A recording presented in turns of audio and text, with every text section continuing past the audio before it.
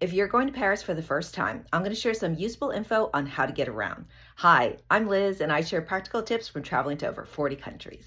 Within Paris, I usually walk and take the metro. Paris is a very walkable city, and the metro is super easy to use. You can buy a paper metro ticket at the machines, and you feed it into the turnstiles and make sure you take it when it pops out.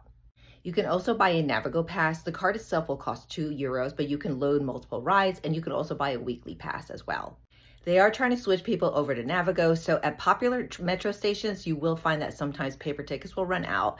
Also, if you go to buy a Navigo card, sometimes they're not on sale at the smaller stations. So we ended up doing the math, and it wasn't worth it for us to buy the Navigo card for the 4 days that we were in Paris. It's the same fare for buses. We were able to give the driver coins, and he just gave us a paper ticket. However, on the way back from Roland Garros at night, my friend's bus would not take her coins and made her walk to a metro station to buy a paper ticket.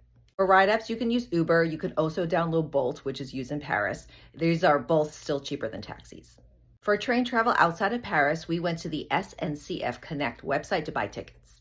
If you know you have to be somewhere by train, buy your tickets at least 2 days in advance because the trains can be sold out.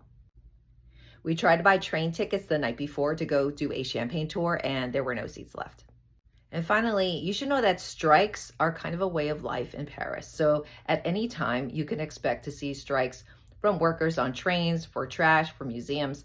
So if this happens, just consider yourself lucky that you're in Paris and you have lots of options. Stay positive and just make alternative plans.